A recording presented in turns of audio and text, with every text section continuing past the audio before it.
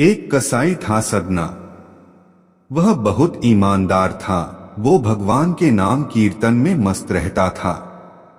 यहाँ तक कि मांस को काटते बेचते हुए भी वह भगवान नाम गुनगुनाता रहता था।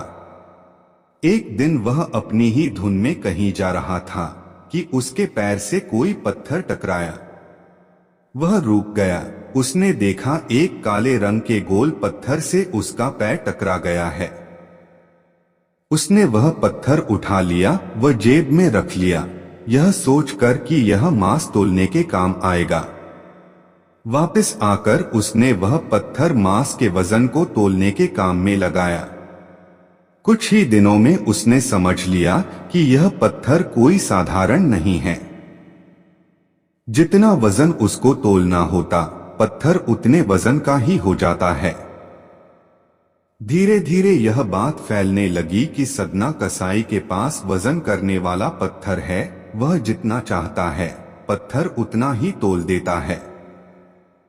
किसी को 1 किलो मांस देना होता तो तराजू में उस पत्थर को एक तरफ डालने पर दूसरी ओर 1 किलो का मांस ही तुलता। अगर किसी को 2 किलो चाहिए हो तो वह पत्थर 2 किलो के भार जितना भारी हो जाता।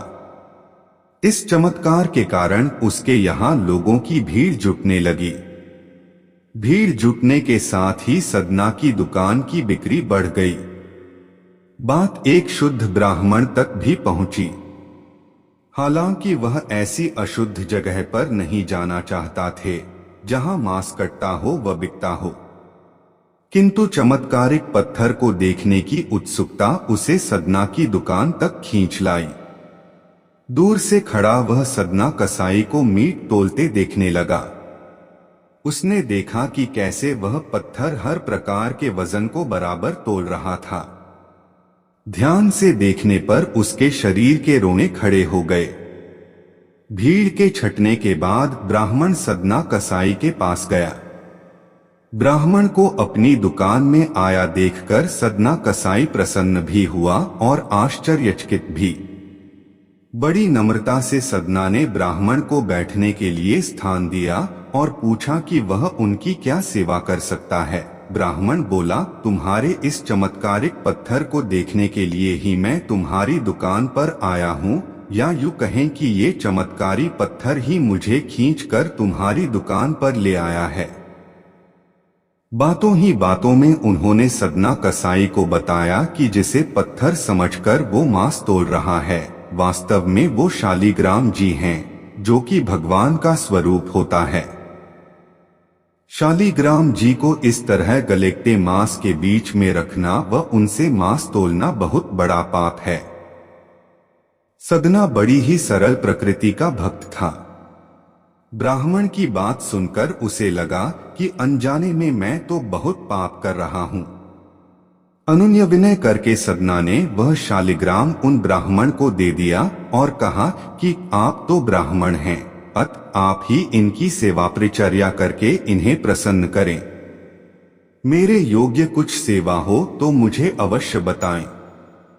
ब्राह्मण उस शालिग्राम शिला को बहुत सम्मान से घर ले आए।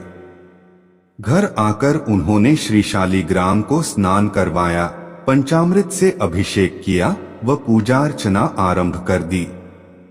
कुछ दिन ही बीते थे कि उन ब्राह्मण के स्वप्न में श्री शालिग्राम जी आए व कहा, हे ब्राह्मण, मैं तुम्हारी सेवाओं से प्रसन्न हूँ, किंतु तुम मुझे उसी कसाई के पास छोड़ा।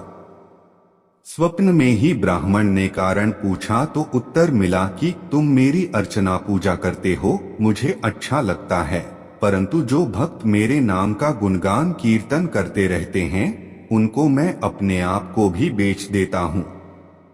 सदना तुम्हारी तरह मेरा अर्चन नहीं करता है, परंतु वह हर समय मेरा नाम गुनगुनाता रहता है, जो कि मुझे अच्छा लगता है, इसलिए तो मैं उसके पास गया था। ब्राह्मण अगले दिन ही सदना कसाई के पास गया व उनको प्रणाम करके सारी बात बताई व श्री शालिग्राम जी को उन्हें सौंप दिया। ब्राह्मण की बात सुनकर सदना कसाई की आंखों में आंसू आ गए। मन ही मन उन्होंने मांस बेचने खरीदने के कार्य को तिलांजलि देने की सोची और निश्चय किया कि यदि मेरे ठाकुर को कीर्तन पसंद है तो मैं अधिक से अधिक समय नाम कीर्तन ही करूंगा।